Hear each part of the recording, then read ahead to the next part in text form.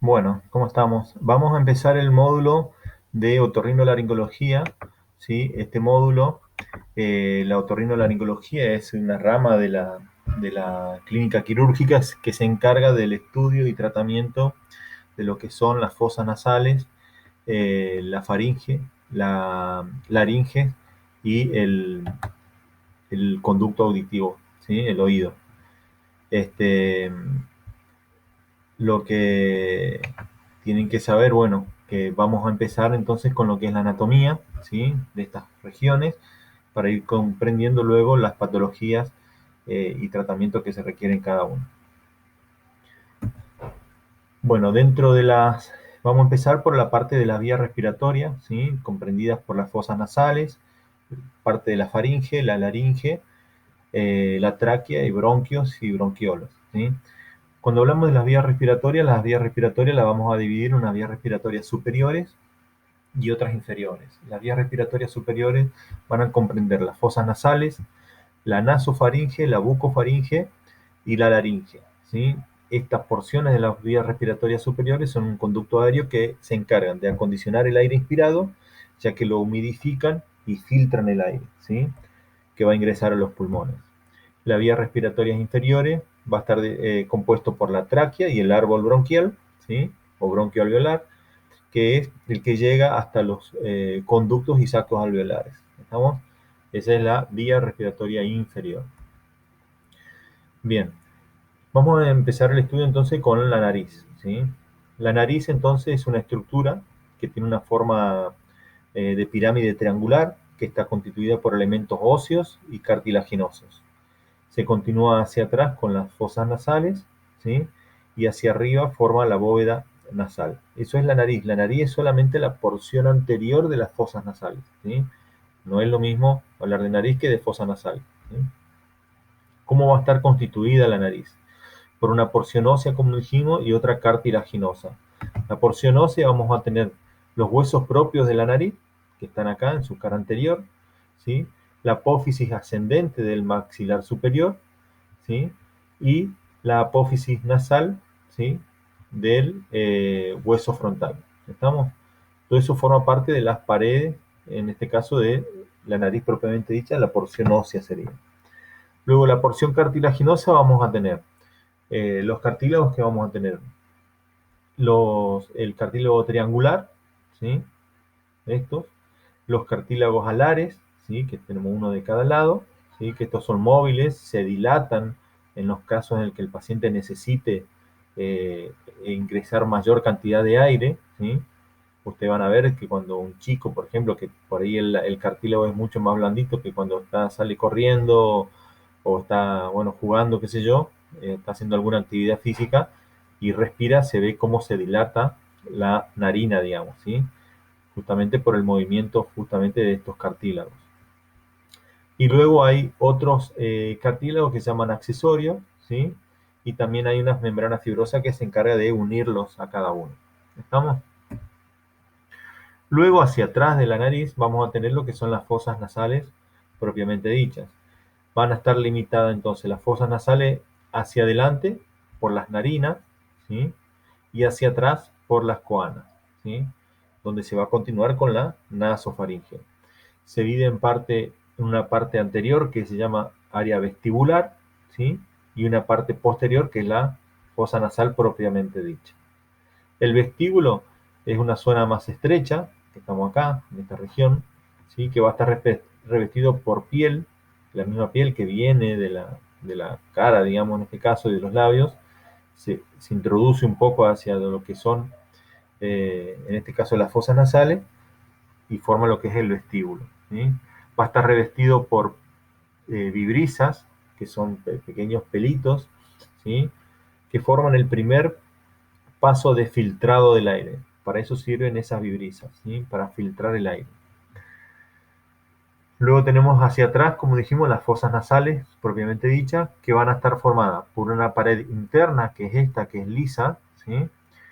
O tabique también de las fosas nasales, una pared inferior o piso, una pared superior o techo, y una pared externa o lateral. El tabique o pared interna Va a estar formada, como dijimos, por una lámina, por la lámina perpendicular del etmoides, hacia arriba, ¿sí? El vómer hacia atrás, y hacia adelante vamos a encontrar el cartílago cuadrangular, que es el cartílago del tabique. Todo esto forma el tabique nasal. Entonces, el tabique nasal formado por una parte ósea, ¿sí? Por la lámina perpendicular del etmoide y el vómer, y una porción cartilaginosa que está ubicada hacia adelante, formada por el cartílago del tabique o cartílago cuadrangular. El suelo de las fosas nasales va a estar también formado por una porción ósea, ¿sí? Formada por la bóveda palatina, ¿sí? Donde va a estar formado por el maxilar superior, ¿sí? Y el palatino hacia atrás, ¿sí? Eso es lo que forma lo que es el suelo o pared inferior de las fosas nasales. El techo o pared superior va a estar formada por una porción frontonasal, ¿sí?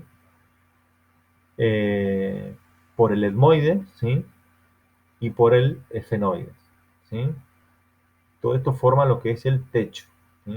Una porción frontal, el etmoide, que está formado por la lámina cribosa principalmente del etmoide, donde pasan los filetes nerviosos del nervio olfatorio, y hacia atrás la cara inferior de lo que es el cuerpo del esfenoide. La pared externa, que es por ahí la más compleja de alguna manera, tiene una configuración más anfractuosa, tiene una gran importancia funcional y va a estar formada por el maxilar superior, ¿sí? Que es esto, rosadito que se ve ahí, el unguis hacia arriba, ¿sí? el, el etmoide, que va a formar lo que son las masas laterales del etmoide, ¿sí? El palatino hacia atrás, y el esfenoide, la apófisis pterigoide del esfenoide, y los cornetes, ¿sí? El cornete inferior, que es un hueso independiente, y luego los meatos, que son los espacios que quedan entre los cornetes. Esta zona, ¿sí? Se va a dividir en una zona preturbinal, que está hacia adelante, y una turbinal, que es acá donde turbinal se llama porque el aire inspirado forma como un torbellino que hace que todas las partículas que ingresen con el aire inspirado se vayan como adhiriendo a la mucosa. Obviamente toda esta parte ósea va a estar revestida por una mucosa que produce moco. Entonces todo ese aire que va como circulando haciendo un torbellino, las partículas se van adhiriendo a esa mucosa para luego poder ser eliminadas, porque pueden contener cuerpos extraños, toxinas y esas cosas. Bien, con respecto a los cornetes, ¿qué son? Son láminas de hueso, ¿sí? Donde tenemos el cornete inferior, que es un hueso independiente, que está acá, o está acá, acá ya se lo ve revestido por mucosa, ¿sí? Y luego tenemos un cornete medio y un cornete superior, que son partes de las masas laterales del etmoide, ¿sí? Que están acá arriba. ¿Para qué sirve esto? Para ampliar la superficie respiratoria, ¿sí? Justamente para que se forme esa área de turbina de alguna manera donde el aire pueda mezclarse y tomar contacto con toda la mucosa de las fosas nasales. Luego tenemos los meatos, que son los espacios que quedan entre los cornetes, ¿sí? Vamos a tener un meato inferior, ¿sí? Que va a estar por debajo del cornete inferior y el piso de las fosas nasales. Acá lo que va a desembocar por dentro de este meato es el conducto lacrimonasal, ¿sí? Que es importante. Luego tenemos un cornete medio, ¿sí? Que forma parte del infundible y es donde drena el seno frontal, ¿sí? El seno frontal drena acá, también el seno maxilar y el seno etmoidal anterior. ¿Estamos? Y luego tenemos un meato superior, donde van a desembocar las celdillas etmoidales posteriores y también el seno esfenoidal, ¿sí? Eso es, para eso sirven son los meatos, entonces, ¿sí? Acá tenemos lo mismo. Esto que sobresale esto que está en el medio es el tabique de las fosas nasales, ¿ok?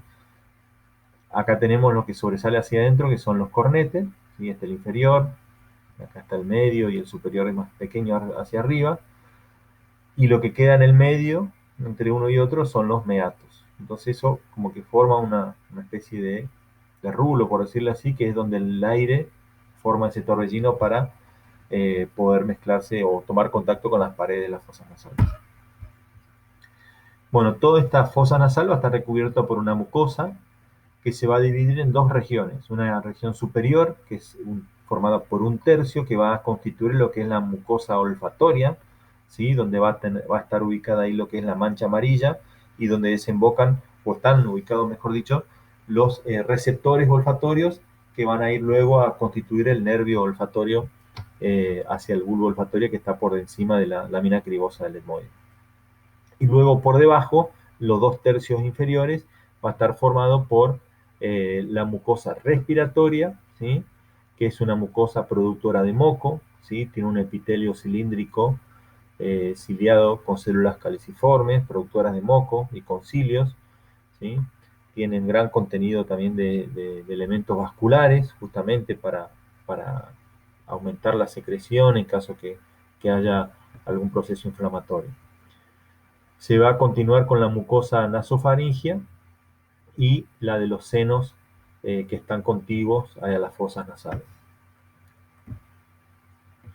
Bueno, ¿cómo va a estar vascularizada las fosas nasales? Vamos a tener una red arterial que va a estar dada por lo que es la arteria esfenopalatina, ¿sí? Que va a distribuirse principalmente entre los cornetes, ¿sí? Rama de lo que es la maxilar interna. Luego vamos a tener unas arterias etmoidales, que si vienen anteriores y posteriores, que son importantes también. Y por delante vamos a tener un plexo vascular que se llama el área de Kieselbach, que es un acúmulo de capilares ubicado en la parte anterior, ¿sí? Principalmente en lo que es la cara medial de las fosas nasales, que es donde habitualmente se producen los pequeños sangrados en los niños principalmente, que se tocan por ahí con los dedos de las fosas nasales y se terminan lastimando, y es una zona con gran fragilidad y que sangra fácilmente, ¿sí? Eh, Ese es el plexo formado también por ramas terminales de las arterias etmoidales, ¿sí? Anteriores principalmente, y ramas que provienen del ramo olfatorio, ¿sí? Que también es rama de la maxilar interna, ¿sí?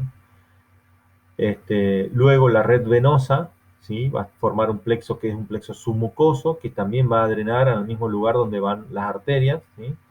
A lo que son las esfenopalatinas, las etmoidales, que va a terminar drenando en las venas faciales, ¿sí? Y en la eh, yugular interna. Bueno, la inervación va a estar dado por el nervio olfatorio, ¿sí? La inervación sensorial, que es el primer par craneal, eso ya lo saben. Luego tenemos los nervios nasal y esfenopalatino, que son ramas del nervio trigémino, ¿sí? Del nervio maxilar superior, rama del trigémino, que da la inervación sensitiva. Bien, continuamos con lo que son los senos paranasales. ¿Qué son los senos paranasales? Son extensiones neumatizadas de la región respiratoria de la cavidad nasal, ¿sí? Extensiones neumatizadas, ¿sí? Por lo tanto contienen aire, que están adheridas o contiguas de alguna manera a lo que son la cavidad nasal. Dentro de esto tenemos los senos etmoidales, ¿sí? El seno frontal, que está obviamente el nombre les lleva porque están ubicados en cada hueso que lo nombra. El maxilar, seno maxilar, ubicado en el seno maxilar, en el hueso maxilar superior. Y el seno esfenoidal, en el cuerpo del esfenoide. Estos son muy importantes ya que cumplen una función de, de producir lo que es alivianar el peso de la cabeza por un lado, ¿sí? Y también actúa como una caja de resonancia para que cuando uno emite el sonido, ese sonido se transmita y uno pueda escucharse a sí mismo, ¿sí?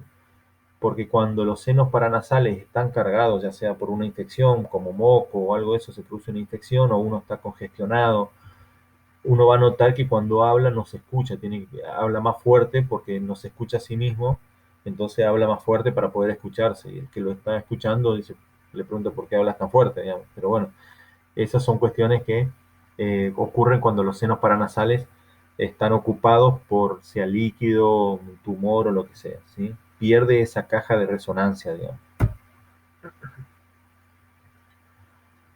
El maxilar superior. El seno maxilar superior tiene una forma de piramidal, acá lo tenemos, ¿sí? Es esto, ¿sí? Esto es una radiografía, estas son las cavidades orbitarias, ¿sí? Acá están las fosas nasales con el tabique, el tabique nasal, y a los costados, en el hueso maxilar superior, esta zona, ¿sí? Radiolúcida, ¿sí? Que es el seno maxilar, que vendría a corresponderse a esta región acá. Va a tener una forma piramidal con una base medial, ¿sí? Va a tener una cara anterior que va a estar en contacto con la mejilla, ¿sí? Eh, una cara posterior que va a formar la fosa pterigopalatina, una cara superior que va a formar lo que es el piso de la órbita, una cara inferior o dentaria, un vértice hacia afuera que forma lo que se une al hueso cigomático, y una base que está en contacto con la pared lateral de las fosas nasales propiamente dichas, y es donde se ubica el ostium, ¿sí? De desembocadura de este seno, que es el seno maxilar. Está en la parte superior, fíjense que esta es la cara medial, como dijimos, o base, en la parte superior, desembocando en lo que es el meato medio, el ostium del maxilar superior. Luego tenemos los senos paranasales, dentro de esto el seno frontal, ¿sí? Que va a tener, son dos, obviamente, siempre son pares, estos senos, ¿sí? Como los maxilares, acá tenemos los frontales, eh, ubicado en el cuerpo del frontal, ¿sí? En la unión entre la rama ascendente y la rama orbitaria del frontal, eh, donde va a tener una cara anterior que es subcutánea, ¿sí? Una cara posterior que está en contacto con el cerebro, digamos, con las meninges, una cara medial que se relaciona con lo del lado opuesto, una base que forma el techo de la órbita, ¿sí? Y un conducto, ¿sí? Que va a terminar, como dijimos anteriormente, en el meato medio también, ¿sí? Junto con el seno maxilar. Luego tenemos las celdillas etmoidales, que estas se van a desarrollar en las masas laterales del etmoide, y vamos a tener las celdillas etmoidales anteriores, medias y posteriores. Las anteriores se abren en el meato medio junto con las medias, y las posteriores, como dijimos, se abrían hacia el meato superior, por encima del cornete superior, ¿sí? Luego tenemos el seno esfenoidal. Este va a estar en el cuerpo del esfenoide, en la parte posterior de las fosas nasales. Va a tener una cara medial que se relaciona con el seno esfenoidal del lado opuesto, ¿sí? Perdón, no, en este lado no, con el lado opuesto no, porque esto es un hueso medial, ¿sí? De la base del cráneo, es un solo hueso, un solo seno. Eh, la cara medial acá, obviamente, está en el medio, el seno este, como dijimos, va a tener una cara lateral que va a estar en relación con los senos cavernosos, ¿sí? Que son senos venosos, que están dentro ya del cráneo, y también con el conducto óptico. Una cara superior, en este caso, que va a estar en relación con la silla turca, ¿sí? Donde se aloja lo que es la glándula pituitaria o glándula la hipófisis. Una cara posterior que va a estar en contacto con el cuerpo del esfenoide, ¿sí? Una cara inferior que forma el techo de la nasofaringe principalmente, y también de la parte posterior de la bóveda de las fosas nasales, y una anterior que se va a relacionar con las celdillas etmoidales. Este seno dijimos también que se abría su ostium en el meato superior. Bien, continuamos con lo que es la faringe. ¿Qué es la faringe? Es un órgano, ¿sí? Músculo membranoso, impar y simétrico, ¿sí? Que se va a extender desde la base del cráneo, ¿sí? Hasta el esófago, su unión con el esófago, que coincide con la sexta vértebra cervical, ¿sí? y también con el cartílago cricoides de la laringe. Ese es el límite. ¿Estamos? Sexta vértebra cervical o cartílago cricoides. ¿Estamos? Desde ahí, hasta ahí se entiende, desde la base del cráneo hasta lo que va a constituir también lo que es el esfínter esofágico superior, se extiende la faringe. Sus medidas son en un adulto 13 centímetros de longitud, 4 de ancho. En realidad va variando el ancho. En la parte superior, en la nasofaringe mide 4, en la bucofaringe mide 5 centímetros y en la parte inferior, en la hipofaringe, mide 2 centímetros. Y el diámetro anteroposterior mide 3, 4 y 2 centímetros respectivamente. Se va a dividir en 3 regiones, como estábamos diciendo: una porción superior, que es la rinofaringe; una media, que es la orofaringe o bucofaringe; y una inferior o hipofaringe o laringofaringe también se llama. ¿Cómo va a estar constituida anatómicamente la faringe? Como dijimos, es un órgano músculo-membranoso, ¿sí? Por lo tanto va a estar constituido por músculos. Estos músculos, ¿sí?, son grupos, son 5 pares de músculos, ¿sí?, que se clasifican en constrictores y elevadores. Los constrictores vamos a tener 3, uno superior, uno medio y uno inferior, ¿sí? Cada uno va a tener sus fascículos, ¿sí?, que se van a dirigir hacia adelante, van a tener su inserción ósea abierta hacia adelante, y su inserción posterior va a estar en lo que es el rafe medio de la faringe, ¿sí?, en la parte posterior. Luego tenemos los músculos elevadores, que vamos a tener el estilofaringio, ¿sí?, que se inserta en lo que es el apófisis estiloides del temporal, y el faringoestafilino, que es un músculo que también forma parte de lo que es el velo del paladar. Entonces esto sirve para elevar la faringe en los procesos de deglución principalmente. La mucosa cubre la superficie interna, obviamente, y continúa con las distintas cavidades que se continúan. Por ejemplo, la rinofaringe con la fosa nasal, la bucofaringe con la cavidad bucal y la hipofaringe con el esófago en este caso. Anexo a esto, a la faringe, vamos a tener distintos grupos ganglionares, ¿sí?, o adenoides, que son acúmulos de tejido linfoide, ¿sí?, que sirve justamente como defensa para la entrada de cualquier toxina o microorganismo que quiere ingresar, ya sea por la vía respiratoria o la vía digestiva en este caso, ¿sí?, donde vamos a tener la amígdala faringea, la amígdala palatina y la amígdala lingual, ¿sí? Esto forma lo que es lo que es el mecanismo de defensa que tiene nuestro organismo ante el ingreso de cualquier sustancia externa o exógena, digamos, ¿sí? ¿Cómo va a estar vascularizada e inervada la faringe? La irrigación arterial va a estar dada por la arteria faringe ascendente, que es una rama de la carótida externa, ¿sí? Esta va a dar distintas ramas también, donde vamos a tener la palatina ascendente, que es rama de la facial, y la maxilar interna y la lingual. Entonces, estos son pequeños ramitos arteriales para lo que es los músculos de la faringe. La inervación motriz principalmente va a estar dada por el glosofaringio y el neumogástrico y el hipogloso mayor, también ramas del espinal y del facial. Y la inervación sensorial va a estar dada por las ramas también del maxilar superior, el glosofaringio y el neumogástrico.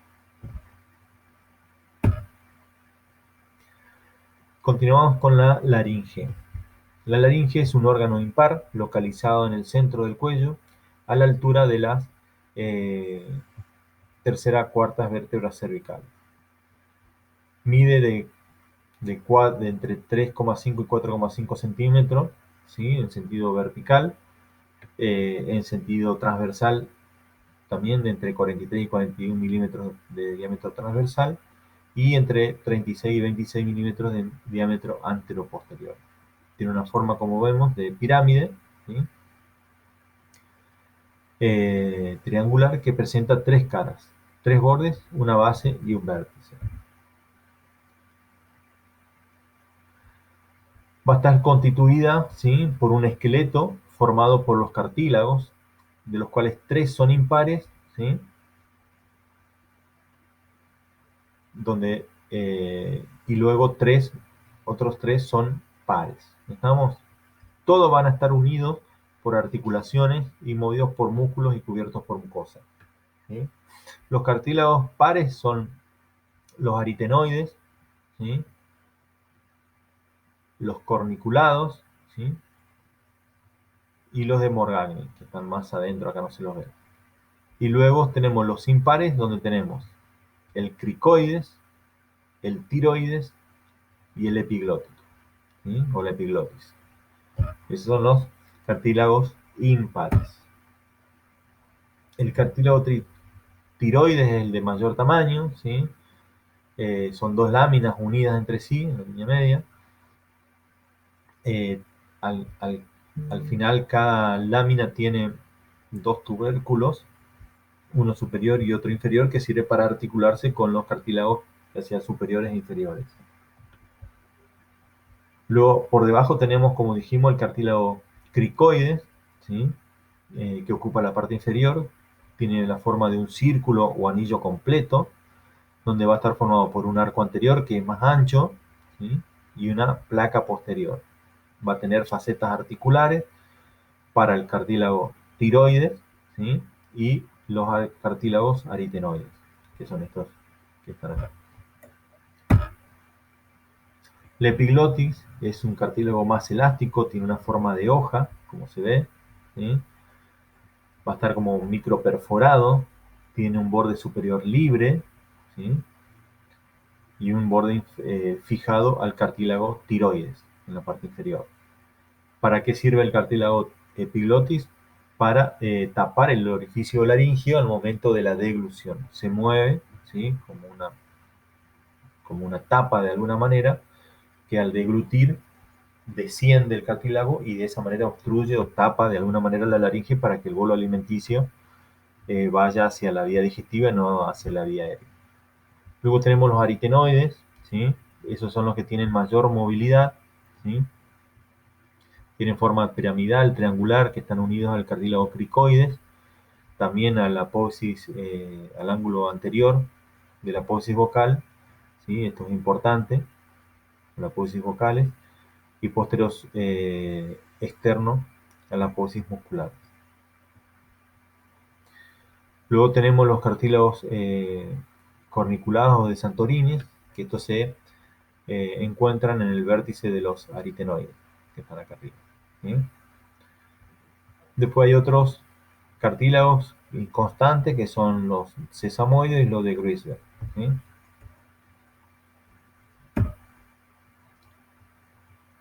¿Para qué sirven las articulaciones entre los cartílagos? Dentro de esto tenemos la articulación cricotiroidea, que le da un movimiento de deslizamientos cortos y de báscula a la laringe, sirve para modificar la tensión y la longitud de las cuerdas vocales. Luego la articulación cricoaritenoidea le da movimiento de rotación del eje y también de desplazamiento. Cierran y abren la glotis, ¿sí? Para tensar, y lo que son las cuerdas vocales en este caso para abrir y cerrar las glotis. Y luego tenemos la articulación de los aritenoides corniculada, que son pequeños movimientos prácticamente no muy significativos. Las membranas que van a unir los cartílagos, tenemos la membrana tiroidea, la ioepiglótica, la cricotiroidea y la membrana cricotraqueal, ¿sí? Son distintos tipos de membranas que sirven para unir o recubrir, digamos, los espacios que pueden dejar entre un cartílago y el otro, o el hueso ioides en este caso. Entonces tenemos la tiroidea, ¿sí? Que va del cartílago tiroides al hueso ioides, ¿sí? La ioepiglótica, que entraría acá en este caso, ioepiglótica, ¿sí? La cricotiroidea, ¿sí? Y la cricotraqueal, acá abajo. Luego tenemos ligamentos. Los ligamentos son también para fijar los distintos elementos de la laringe, donde tenemos ligamentos cricocorniculado, que es una cintilla fibrosa, ¿sí? Una cintilla fibrosa, acá, crico, entre el cricoides y el cartílago corniculado, ¿sí? Eh, cintilla fibrosa, cricoide, ¿sí? Que se bifurca en el vértice de los, eh, se bifurca acá, es este, se bifurca en los cartílagos corniculados, para un lado y para el otro. Luego tenemos el ligamentos glosoepiglóticos, ¿sí? Donde tenemos uno medio y dos laterales, que van desde la lengua a la epiglotis y van a delimitar entre el medio y los laterales lo que son las fositas glosoepiglóticas. Luego tenemos el faringo epiglótico, ¿sí? Que también tienen dos haces de fibras entre la epiglotis y la mucosa faríngea.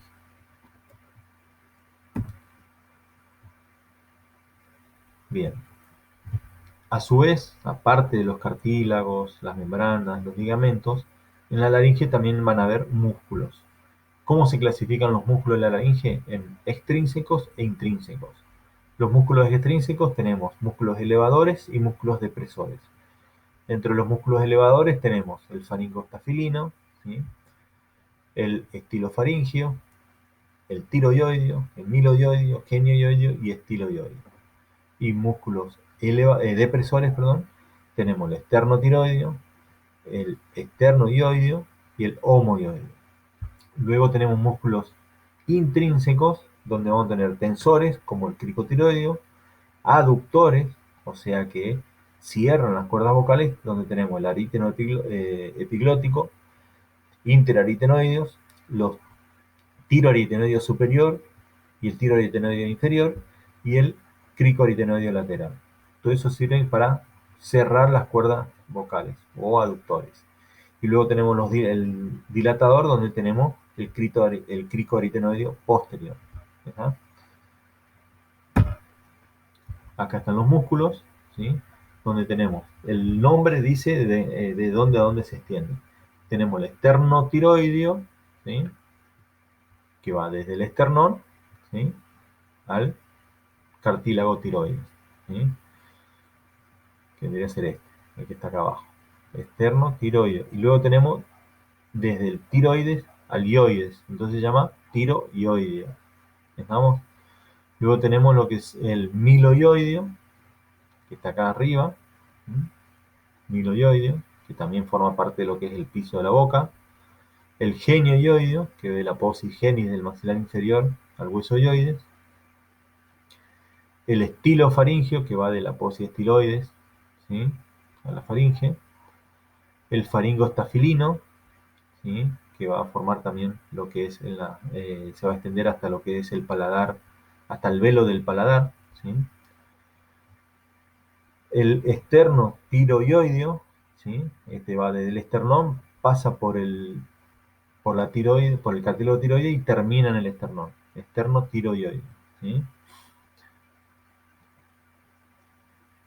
Luego tenemos otro que es el esternoioideo, que va directamente al ioides, y luego tenemos el homoioideo, que va desde el omóplato, ¿sí? Hasta el hueso ioideo. Y es un músculo digástrico similar a lo que es el músculo digástrico justamente. Esos son todos los músculos extrínsecos. Luego tenemos los músculos intrínsecos, donde tenemos el cricotiroideo, ¿sí? Que va de la del cartílago cricoides al tiroides, perdón, donde hay un ramo recto y un ramo oblicuo. Bueno. Luego tenemos el cricoaritenoideo posterior, que era un dilatador, ¿sí? de la cuerda vocales, ¿sí? Luego tenemos el cricoaritenoideo lateral, ¿sí? Que están acá adentro, ¿sí?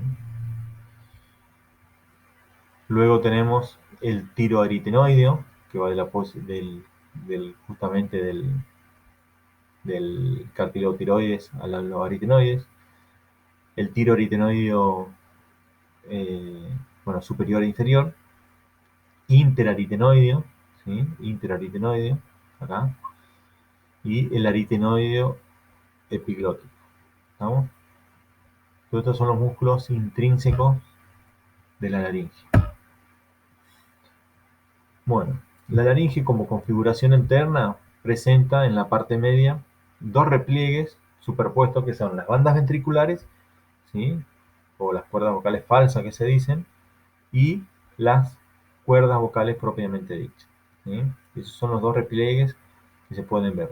Las cuerdas vocales eh, son las que regulan el paso del aire para modular la voz, ¿sí? A su vez, las cuerdas vocales sirven para dividir desde la configuración interna de la laringe en tres regiones, una porción supraglótica, una glótica y una subglótica, ¿sí? Esas tres porciones se dividen a partir de lo que son las cuerdas vocales. ¿Cuál va a ser la irrigación? Va a estar irrigado por las arterias laringeas superior, inferior y posterior, ¿sí? Que son rama de la carótida externa, ¿sí? Luego tenemos las venas que van a seguir el mismo trayecto y van a drenar en la vena yugular interna, ¿sí? Y los nervios van a tener el laringio superior, ¿sí? Y el laringio inferior o recurrente. ¿Estamos? Ambos ramas del nervio neumogástrico. Continuamos con la anatomía del oído, ¿sí? La anatomía del oído. Entonces, el oído, para su estudio, se lo divide en el oído externo, el oído medio y el oído interno, ¿sí? Todo esto va a estar ubicado en lo que es el hueso temporal. Bien. El oído externo va a estar constituido por el pabellón auricular, el conducto auditivo externo y la membrana timpánica, ¿sí? El oído medio va a estar constituido por la caja del tímpano, donde vamos a encontrar los huesecillos, ¿sí? Constituido por el martillo, el yunque y el estribo, músculos, ligamentos. Acá vamos a encontrar lo que es la trompa de Eustaquio, ¿sí? Y la mastoides. ¿Estamos? Y el oído interno va a estar formado por un laberinto óseo y un laberinto membranoseo de lo que es el conducto coclear y el sistema vestibular. Y luego tenemos, como dijimos, el hueso temporal. Bien. En el pabellón auricular, ¿sí? Vamos a ver que tiene una forma de hélice, ¿sí? Donde vamos a tener eh, distintos relieves, ¿sí? Del pabellón auricular, donde vamos a tener uno más externo, ¿sí? Que se llama hélix, ¿sí? Luego otro interno que se llama antehélix, ¿sí? Que va a terminar acá en lo que es el trago y formando lo que es la concha del pabellón auricular. Esto es importante identificar porque esta forma que tiene el oído sirve justamente para captar la mayor cantidad de sonido posible. Acá lo tenemos al hélix, ¿sí? Al antehélix, que hacia arriba se divide en dos ramas, ¿sí? Una superior y otra inferior, y formando lo que son los pilares del antehélix, y en el medio va a formar una fosita que se llama fosita triangular. Luego tenemos el trago y el antitrago, ¿sí? Y en el medio de esto forma lo que es la concha del pabellón auricular de la oreja, ¿sí? Y hacia abajo se va a continuar con lo que es el lóbulo de la oreja, ¿sí? Este pabellón auricular va a estar constituido y va a mantener esa forma gracias a los cartílagos que la constituyen. Todos los elementos que habíamos nombrado están constituidos por cartílago, excepto el lóbulo de la oreja, que solamente está constituido por piel, digamos, ¿sí? Y tejido graso. A su vez, el pabellón auricular también va a presentar músculos intrínsecos, ¿sí? Que unen los distintos cartílagos entre sí, inclusive sirve para hacer ciertos movimientos del pabellón auricular. Hay personas que lo tienen más desarrollado y pueden mover la oreja con mucha facilidad y otros no. Y luego los músculos extrínsecos que van a provenir principalmente de los músculos temporal, ¿sí? Con sus porciones anterior, media y posterior. La inervación del pabellón auricular va a estar dada por los pares craneales 5, ¿sí? A través del nervio aurículo temporal, el par 7 o facial y el par 10 o neumogástrico a través del nervio de Arnold, que es un nervio eh, también llamado nervio auricular del vago, ¿sí? Y luego vamos a tener la inervación sensitiva de alguna manera a través del nervio occipital menor que proviene del plexo cervical superior entre C1 y C3. El conducto auditivo externo va a estar irrigado por la arteria auricular posterior, rama de la carótida externa. Bueno, una vez que pasamos lo que es el pabellón auricular, nos encontramos con el conducto auditivo externo propiamente dicho, que va a unir el pabellón auricular con el oído medio, ¿sí? A través de la membrana timpánica. Tiene una longitud de 2,5 centímetros, tiene una forma de S, ¿sí? Una forma de S. Tiene un tercio externo que es cartilaginoso, ¿sí?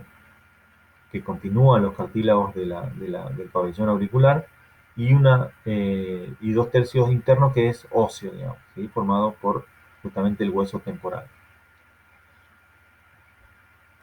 Eso forma lo que se llama el foramen de Husker, ¿sí?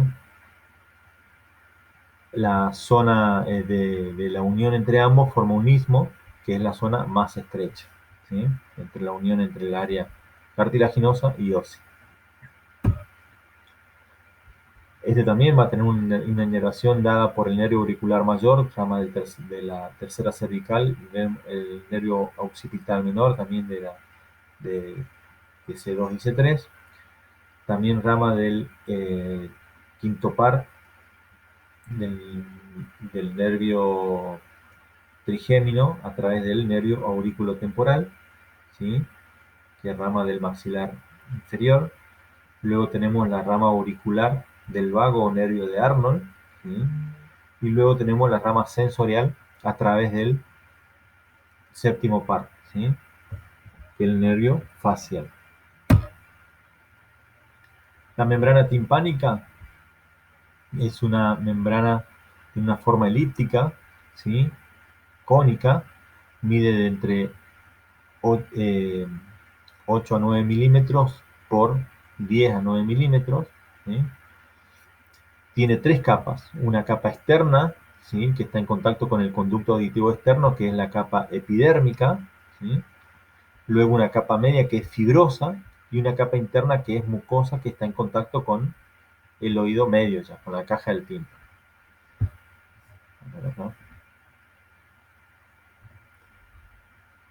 Esta capa fibrosa, la capa media, digamos, vamos a ver que deja una zona triangular, que es la zona de debilidad justamente de la membrana del tímpano, para que si por algún motivo aumenta la presión dentro de la caja del tímpano, haya una zona de que se rompa la membrana a propósito justamente y pueda salir, por ejemplo, si se carga de moco o algo de eso, tenga un lugar donde pueda drenarse, ¿sí? Que va a drenar hacia afuera, hacia el conducto auditivo externo.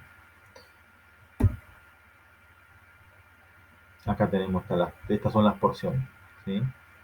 Entonces tenemos una porción central que es el lumbo, que es donde se apoya lo que es el huesecilio, ¿sí? Que está en el oído interno, en el oído medio, perdón, que es el martillo. Luego tenemos el proceso lateral, ¿sí?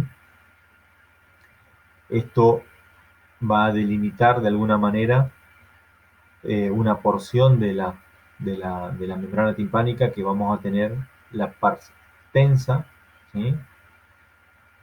Hacia arriba. Esta capa fibrosa se va a dividir, como dijimos, en dos vertientes, y va a delimitar una zona triangular de debilidad, de alguna manera, que va a formar lo que se llama la pars flácida, que es, como le decía recién, la zona donde puede abrirse la membrana timpánica, ¿sí? Y acá en el medio, o en realidad hacia abajo, tenemos una zona de reflejo de luz, ¿sí? Que cuando uno hace la otoscopía, como se ve acá, siempre hay un lugar donde refleja la luz, ¿sí? Cuando eso no ocurre, ¿sí? Cuando uno ve que no refleja la luz, es porque la la membrana timpánica se puso opaca de alguna manera, y eso habla de alguna manera de que hay un proceso inflamatorio, inclusive ya sea en la membrana timpánica o en el oído medio, ¿sí? Como una otitis media, por ejemplo. Bien, el oído medio tiene un espacio dentro del hueso temporal ya que va a estar ocupado por aire. Se divide en sus distintas porciones, que son el epitímpano, el mesotímpano y el hipotímpano, ¿sí? Y va a contener lo que son la cadena osicular, ¿sí? Que son los huesecillos de la caja del tímpano, el martillo, el yunque y el estribo, sus músculos y ligamentos. Va a estar también desembocando lo que es la trompa de Eustaquio, que une la caja del tímpano con la rinofaringe. Y luego vamos a tener el orificio que va a comunicar con el seno mastoideo, que se llama aditus adantrum, ¿sí? Que va hacia los mastoides. Acá tenemos la caja del tímpano, ¿sí? Acá está el conducto auditivo externo, la membrana timpánica, la caja del tímpano, la cadena osicular, ¿sí? Acá lo podemos ver mejor también, donde vamos a tener la caja del tímpano, vamos a tener también una pared superior que va a estar en contacto con o craneal, digamos, ¿sí? Una inferior, ¿sí? Luego una posterior, una anterior y una externa que se continúa con la membrana timpánica, ¿sí? Y una interna que es la que se comunica con el oído interno, ¿sí? Acá lo que vemos es en la cara posterior el aditus adantrum que se comunica con las mastoides, ¿sí? Eh, Acá en la pared posterior vamos a tener estas prominencias, donde tenemos la prominencia del canal del séptimo par, ¿sí? Que va a dar esta rama, que es el nervio, acá por acá viene el séptimo par, ¿sí? Que va a salir hacia lo que es para ir a inervar los músculos de la mímica, y va a dar un pequeño ramito que es la cuerda del tímpano, ¿sí? Para la inervación en este caso del oído medio. Acá arriba vemos otra prominencia que lo da el conducto semicircular lateral del oído, que sería este, del oído interno, ¿sí? Luego en la cara interna también vamos a tener una zona de debilidad, un orificio, digamos, que se va a comunicar con el oído interno, que es la ventana oval, ¿sí? Que es donde se va a articular el estribo, ¿sí? De los huesecillos. Y abajo vamos a tener una ventana redonda, que es donde justamente acá cuando se mueve el estribo, lo que hace es estimular el movimiento de la endolinfa, que eso genera como una ola que va hasta la punta y después vuelve, y para donde rompe esa ola, digamos, termina ejerciendo para que no siga dando vueltas esa ola, digamos, de alguna manera, se abre en lo que es la ventana redonda, ¿sí?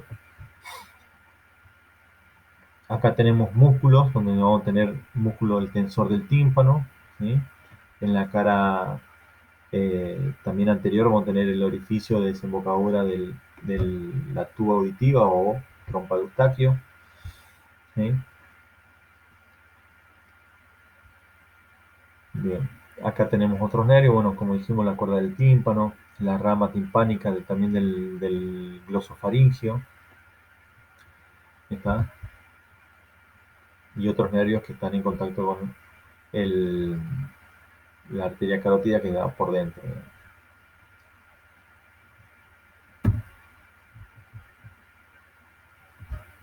Dentro de la cadena osicular vamos a tener el martillo, el yunque y el estribo y los ligamentos de sostén. Y los músculos vamos a tener el músculo del tensor del tímpano, ¿sí? Que veíamos ahí que se desprendía, que pasaba por la cara anterior, ¿sí? Es este, que se va a unir a la trompa también de Eustaquio, ¿sí? En la pared lateral de la trompa de Eustaquio, de ahí nace y viene hacia adentro formando lo que es el músculo tensor del tímpano. Va a estar inervado por el quinto par craneal. Y luego tenemos el músculo del estribo, ¿sí? Que es este, que está inervado por el nervio facial. ¿Estamos? el tensor, que viene acá junto con la trompa de Eustaquio, el tensor del tímpano, que va a unirse a lo que es el martillo. ¿Estamos? Regula los movimientos del martillo.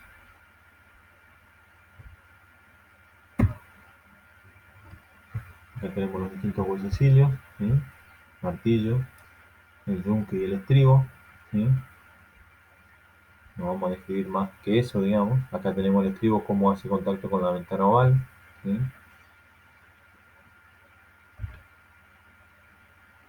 Después hacia atrás, como dijimos, en la cara posterior de la caja timpánica, teníamos el adictus adantrum que se comunica con la mastoide, que es también una zona neumatizada del hueso temporal, ¿sí? Que también sirve para como caja de resonancia, digamos, en los sonidos.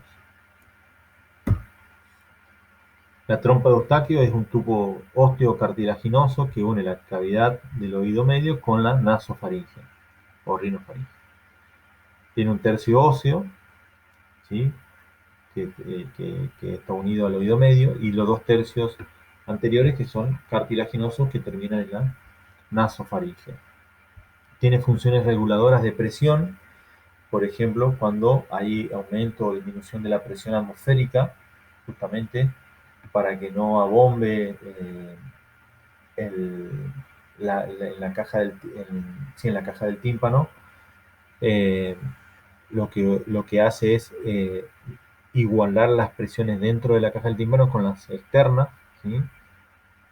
Por eso uno cuando está en una altura o algo de eso siente como que se le tapa el oído y lo que hace es tragar. Al tragar se abre, al tragar se mueve la faringe, abre el orificio, digamos, donde desemboca la trompa de Eustaquio, que es en la fosita de Rosenmüller, en las caras laterales de la rinofaringe, y al abrirse eso hace que se equiparen las presiones tanto de la caja del tímpano con la presión atmosférica. También sirve de protección porque puede drenar las secreciones que estén en la caja del tímpano hacia la cavidad bucal, ¿sí? Y también suele ocurrir de que en los niños principalmente alguna infección de la nasofaringe pueda ir a través de la trompa de Eustaquio hacia la caja del tímpano, hacia el oído medio y provocar una otitis media. Esta apertura, ¿sí? del extremo nasal está activada por acción muscular. Como dije, al mover la faringe, al deglutir, eh, se abre a través, por contracción de los músculos, se abre la apertura ahí a nivel del extremo de la faringe y eso hace que se puedan equiparar las presiones. Acá tenemos la faringe, la trompa de Eustaquio con sus dos tercios anteriores que son cartilaginosos y su tercio posterior que es óseo. Comunica la caja del tímpano con la rinofaringe, que se abren los que son las fositas Rosenmüller en las caras laterales de la rinofaringe. El oído medio va a estar inervado por el plexo timpánico, que son ramas del maxilar inferior, del glosofaringeo y el neumogástrico.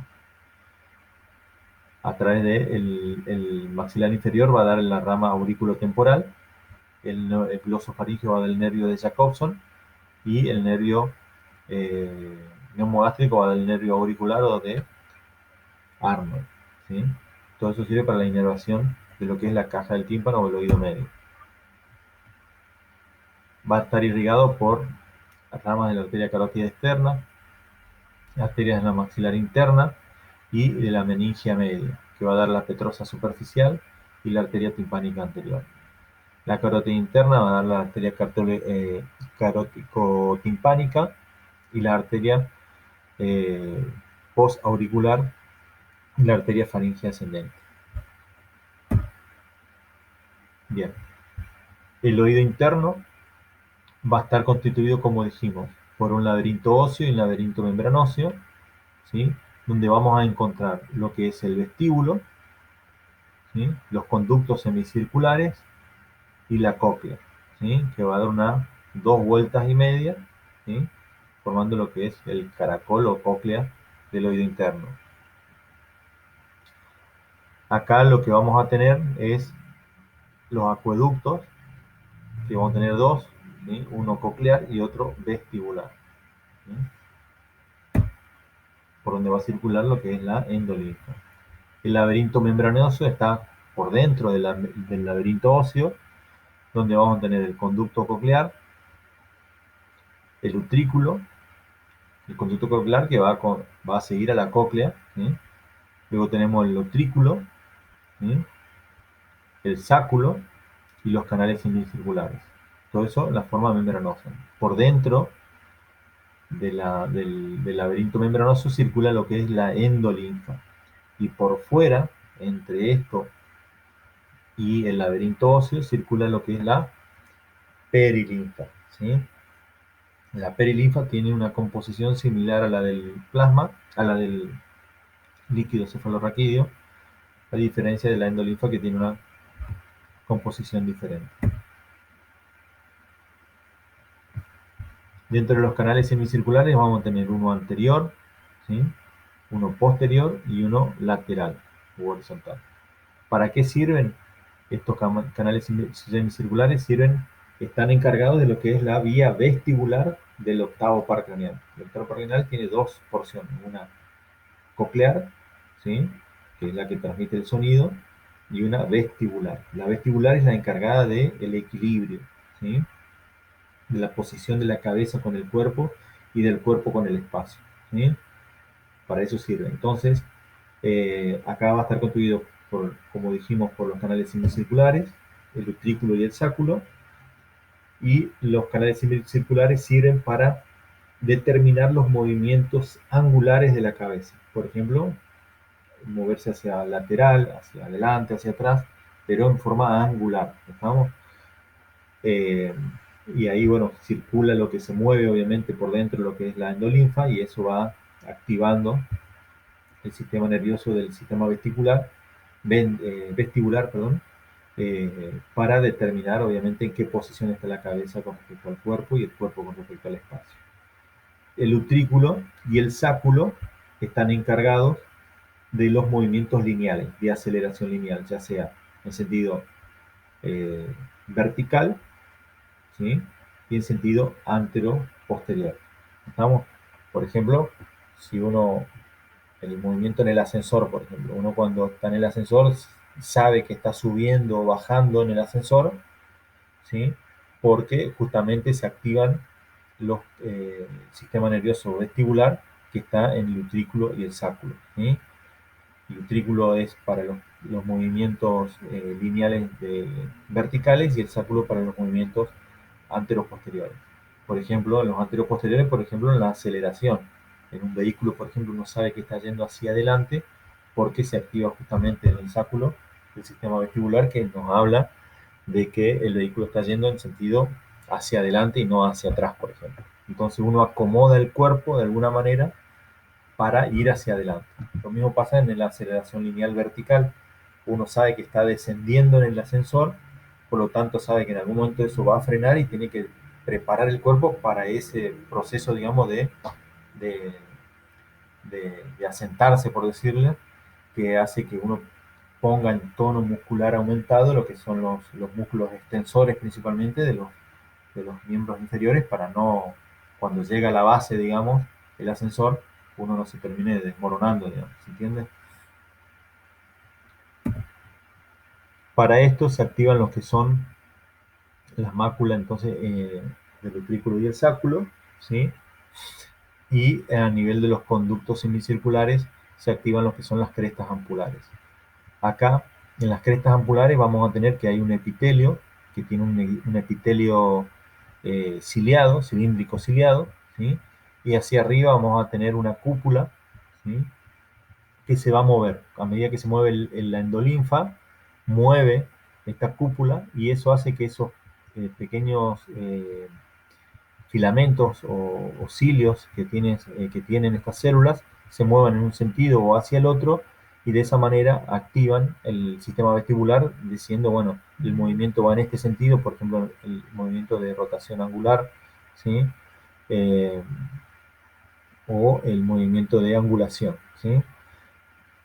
A diferencia de lo que es el utrículo y el sáculo, que tiene por encima lo que es eh, el epitelio, obviamente, por encima del utrículo y el sáculo, que va a tener los que son los estereocilios, ¿sí? Los estereocilios son un grupo de cilios que van de menor a mayor, donde el mayor forma lo que es el kinetocilio, y estos se van a unir a lo que son a una membrana que es la membrana otolítica, ¿sí? Que tiene pequeños cristales de oxalato de calcio, ¿sí? Entonces, cuando uno hace una aceleración lineal hacia adelante o hacia atrás, esto se mueve y de esa manera activa a estos estereocilios, ¿sí?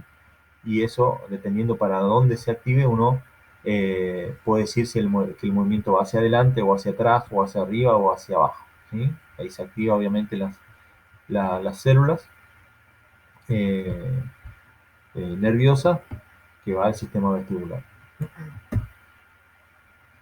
Y luego tenemos lo que era la cóclea, ¿sí? Que es formada por el, el, ¿cómo es? El caracol o cóclea, donde por dentro vamos a tener la circulación también de la endolinfa, que va a estar dividida, ¿sí? Por una rampa eh, o escala, también se llama vestibular, por arriba, una escala timpánica por abajo, y en el medio vamos a tener lo que es la escala media. Ahí vamos a encontrar lo que es el órgano de Corti, que es donde van a estar las células también similares a las que vimos anteriormente, unas células con un epitelio, perdón, con una capa de cilias que se van a mover en un sentido o el otro, y eso va a hacer que se estimulen estas células nerviosas del sistema coclear para transmitir los distintos sonidos que se estén escuchando. ¿Estamos? Por dentro de esto circula lo que es la endolinfa que va moviendo, o sea, cuando la membrana timpánica vibra, hace que los huesecillos se muevan, esos huesecillos que están articulados entre sí hacen que el estribo choque contra la membrana oval, o la ventana oval, perdón dicho, eso hace que esa vibración sobre la membrana oval agite de alguna manera lo que es la endolinfa, y esa agitación de la endolinfa va generando una ola por dentro de los conductos acá cocleares, y ese movimiento, dependiendo del grado de movimiento de ondas, digamos, si están más amplio, con menor o mayor frecuencia, es el tipo de sonido que uno lo va a percibir.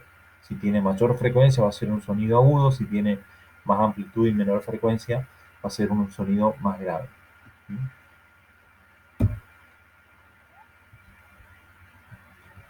Ahí es donde tenemos el epitelio, el órgano de Corti, perdón, ¿sí? Por encima vamos a tener lo que es la membrana tectoria, que es la que se mueve cuando se mueve la endolinfa por dentro, ¿sí?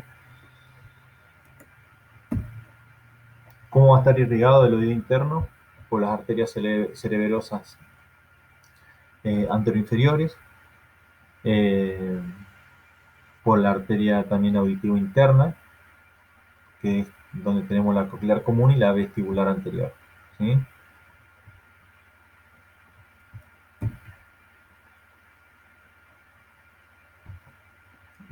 El conducto auditivo interno va a contener el séptimo par craneal y el intermediario de Gruisberg, el, y el vestíbulo coclear, el octavo par craneal sería acá, ¿no? Que es el vestíbulo coclear. Y va a tener lo que es el paquete vascular que irriga al oído interno. ¿Vamos? Eso es el conducto auditivo interno. Conducto auditivo interno. Va a tener los nervios, el nervio facial con su intermediario, que es el intermediario de Gruisberg, el nervio, el octavo par craneal, que es el formado por dos partes, que es la vestibular y la coclear, y los vasos, que es la cerebral anterior, digamos, que irrigan al oído interno. Muy bien, ¿alguna pregunta hasta acá? ¿Cómo la llevamos? Espero que les sirva. Se hizo un pequeño repaso, algo de anatomía, que es algo que ustedes ya habían visto anteriormente, obviamente, en tercer año. Eh, Así que bueno, espero que les sirva.